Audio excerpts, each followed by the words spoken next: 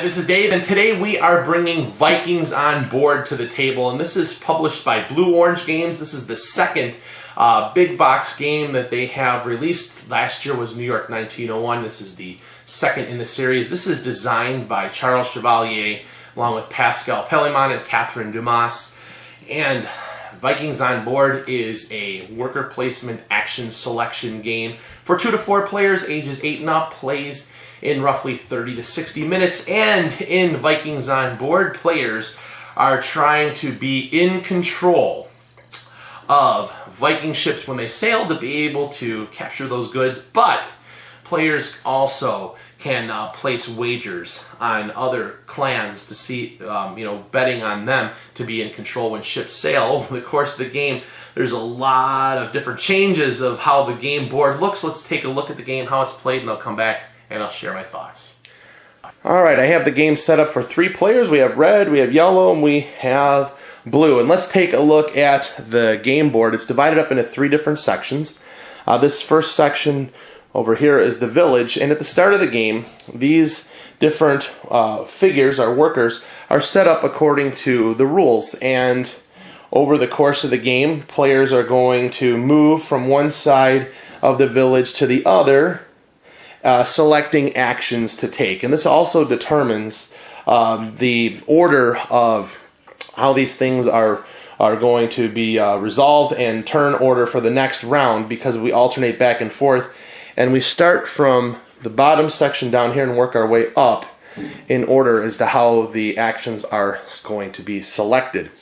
This middle section is called the harbor, and this is where players can actually make bets on which clan is going to be in control of these ships when they sail. And finally, we have the fjord over here on this side with these different ships that eventually they will sail with goods on them. So the whole goal of this game is to earn points, and we're going to be doing that by possessing goods off of ships when they sail, and also from making bets on these ships as to who's going to be in control. Speaking of control, the way that we determine control is by these shields that you see on the sides of these ship sections. And so, for example, this one that I'm pointing to, this blue, there are currently 6 blue shields, and there's 3 green ones. So if this ship were to sail right now, the blue would be in control, and with the green player having the second amount of control. And so they may look this way now, but it won't look this way for long, because players are going to be taking actions from the village over here. And so let me quickly go over all of the village actions, and I'll explain to them, and you'll see how the game plays out. So starting down at the bottom, this first section this is just the first player, and it gives you no bonus, but you basically will be first the next round for choosing an action. And so players can do that by just moving whatever side their workers are on. They're just going to move across. So they don't just move this way, they can move whatever the different spaces to choose that action. So this next one, let's say for example red decides to move here. This is called promote. And what a player is going to do is take one of their ship sections, and they're going to move it to the front of that boat. So if I, for example, down here, if I took this one, I would promote it, I would move it all the way up to the front right behind the bow. And this is going to be important, especially when it comes to control, because there's a tie. So with this, if the ship was to sail right now, red has 3 shields, so does yellow. Red's closer to the bow, they would be in control. The next action that a player could take would be to jump your ship. And what that means is you take a section of like a body of my color and move it to the back of another ship. So let's say, for example, I decided to take this one. I can move it to the back of this one, and this would close in. So now, like this one, there's all 4 colors that are there, so it's anybody's game as to who controls the ship. Now this next one, this is a bet. And by doing that, each player has 4 betting tokens, and you can see that they have number values on there from 1 to 4.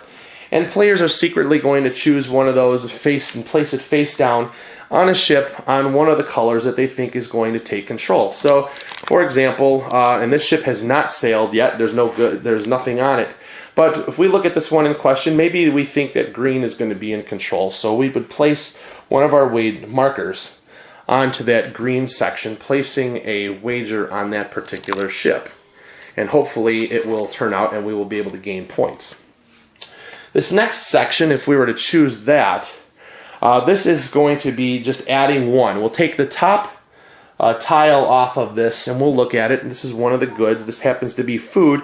And we're going to place it face up in the bow of any of the ships. So maybe we're looking at this one. We'll just place it up there. And so we just load it up. Now the next action space, this is the marketplace. And if we go to this particular one, if a worker ends up there, we will be able to adjust the value of one of the goods types by one. So let's say we wanted to take furs and increase the value, we could make it go up by 1. And so now all the furs are worth 2. And once we get on the other side of the marketplace, things are going to get a little bit more interesting. These are the better actions, but you are further down in turn order. So this next one, if a worker was to show up there, it means to jump any ship. And so you can move a body of any color from one ship to another, placing it in the back. So maybe I don't want blue to be in this one. So I could take blue and I can move it to the back of this one. And so now, with red being in control, I'm right up towards the front if that ship were to sail. So that's how that works. We have this next one. This is bet or move a bet.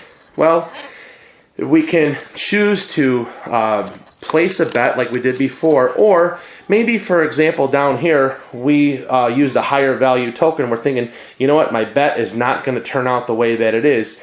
Maybe I wanted to move it somewhere else. Maybe I think this one, I'm actually going to control this ship when it sails. I can actually move my bet up to that space. And the next section, if we place one here, players are going to take the top 3 tiles off this goods stack, and we're going to look at them. So we have another food, we have some metal, and a second food. So we have plenty of food. We're going to choose one of these and place it on a ship, and the other 2 are going to go back on the bottom. So let's say we're going to put metal like that. These other 2 go on the bottom, and place the stack right back here. Now, this section right here, this last one, this is going to be set sail. And what a player will do is they will take a stern section and they will put it in front of their playing area. So with the red, we would put it right there. And at the end of the round, they are going to choose which ship is going to set sail at the end of the round. And then finally, the last section, this is the one that really offers quite a bit of excitement, is going to be swapping ships. And what we would be able to do is exchange any 2 body pieces of my choice between 2 different ships. So let's say this one, for example, there's a tie. Maybe I don't want this one around. I don't want to have this guy having anything to do with stuff. So maybe I'll just go ahead and we'll put a 1 blue in and move that section, move it up to another section. So we would be able to do that. So those are the different types of actions that that we can choose. And then with the set sail action, if it was the end of the round, we would take this stern and we're going to place it on a ship. And so let's say, for example, we chose this one. And there are some rules for that. We can place a stern on the back of a ship that has at least 1 good on there, and there has to be at least 1 middle section. So if this were the case and this were to sail, what's going to happen is this ship is going to slide back and it's no longer in play. And we look to see who's in control, which this one would be the red player. And so they would take this particular good and they would place it on top of their little player shield. So we did that. So we have that 1 good. And at the end of the game right now, we would get 1 point for each of the food values, so maybe we would want to bring that back up. But this ship is now sailed, and these sections can no longer be used. Now, if somebody had placed a bet, say for example, that yellow had placed a bet on red, they would reveal this, or they would actually look and see, maybe they would get 2 points, and they would just place that face down on their shield, and we'll calculate the points at the end for that. Now, assuming that there is a ship that may have multiple goods on there when it sails, let's say for example this has a few different ones, and this ship were to sail, we look at the goods and we look to see who's in control. And yellow is in control, so yellow would take first choice of one of the goods on there. So maybe yellow decides that they want metal. And then we look at the second person in control, which would be green. Green is not playing in this game, so this actual good would be removed because it's out of play. Even though there's no green player, there still can take control of his ship. And since there's no other players that go back, it goes back to yellow, who's in control, and there's a fur, and they would take this fur and place it on their player board as well. And so over the course of the game, players are going to be manipulating these ships, trying to change the configurations to give themselves control, also placing bets on these different ships, seeing who's going to sail and be in control, and trying to earn points. Now, one thing to talk about real quick with the bets, let's say for example that this one over here, there was a bet on blue and that ship sailed. This bet, even though it did not win, the ship sailed, this will stay there until a move action is done and we can actually move that bet place somewhere else. So like I said, this is going to continue on. Each round, what's going to happen is, let me just move these around to show you what it would look like. Let's say, for example, that blue wanted to be the first player, and we'll just line these up because I want you to show what's going to happen now. We have all of these actions that have been taken. And so at the end of the round, what's going to happen is this little black marker will move to the other side, and starting from the bottom and moving up, we'll just move to the other side taking the action. So now blue would actually be the first player, and maybe they decided that they wanted to place a bet, and so on and so forth all the way through. So we continue doing this until all 7 of the 8 ships have been sailed and the game ends immediately. We just calculate the points, and whoever has the most points is the winner. All right, so you had a chance to see Vikings on board in action. Let's talk about it. Let's talk about the production quality. 3D Viking ships, they look awesome. We've got the heads on the bow, we've got the tails on the stern, the pieces look awesome, and the nice thing is they are all pre-built. And so the game inside, there's an insert of the tray with all the pieces that fit in there. You'd be up and playing in no time. And we've got these awesome Viking sculpts for all of our little action pieces. They look great.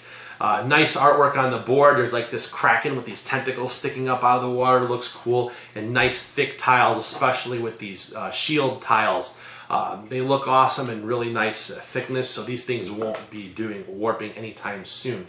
So production quality A+. Now, let's talk about the game. This is the second game in the blue-orange, like big box family game series. They're trying to make these family-style games that actually take place on a board. And so this one is the follow-up. This is behind New York 1901, came out last year. This is the newest one. And I want to talk about the lead designer real quick, Charles Chevalier. I'm most familiar with his work. I got a chance to meet him 2 years ago at Gen Con. He's a super, super nice guy, and some of the games that he's worked on that you might be familiar with are, he co-designed Abyss with Bruno Cathala. He did a game called Sultanea, another game called Masks, and earlier this year it released in the United States, but it came out at Essen 2015, a game called Antarctica, and now we have Vikings on board. So he's been developing lots of different styles of games, from strategy games as well as family games. Now, this one falls into more of a family game. Thus, Blue Orange is publishing it. And the rule book, very, very well written, very straightforward. You're going to be up and playing in no time. It's only about 8 pages, and everything is explained very, very well. On the last page, there is a reference for all of the village actions. It explains what they all do. So you should have no problems at all playing this game. I really like the flow of the game. It's pretty much choosing an action and carrying it out. And I like how the player order is determined on this. I think, obviously the better actions are further along in the play order. And so you can have a strong turn and take a really, really good action, but you're going to pay for it because the next round you're not going to have first pick of the actions. So I really like that. Now, the game, I think, scales very well. But I prefer it with 4. That's my favorite one. 3 plays really, really good too. 2, it's okay. But really, 4 players, you have 2 actions, so you're really trying to make every move count. But you also have to realize that a lot can change in the course of the turn because you only are in control of 2 of the actions. So, but I do like that. I really like the pressure that the game kind of presents that way, and trying to really make every move count. This game is a very, very casual game that really falls into belonging in a family setting, and thus my Blue Orange is publishing it. There's some cool elements to this, but the game also, I find some issues with it as well. But overall, if you're just playing it casually, those things should not creep up in a bad way. But the one thing that I really do like about this is I like the betting, and here it reminds me of Camel Up, which is another family-style game. You're trying to place bets to see who's going to come out on top, of which clan is going to be in control of a ship when it sails. And so I think that that's really that's a clever aspect of the game.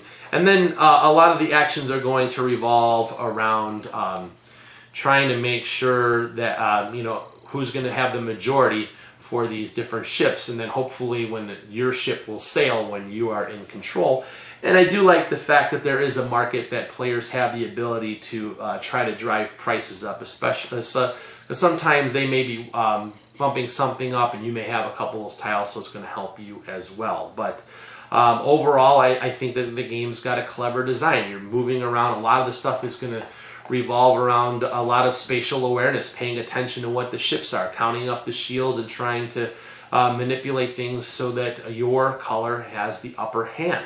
So, and I think that, like I said, kids are going to get a kick out of it. There is a bit of take that to it. Obviously, you can start swapping pieces out with your opponents, and so they may think that they've got a sure thing, and all of a sudden you change things around, and it could affect the decision for when they choose to set sail as to which one is going to actually sail.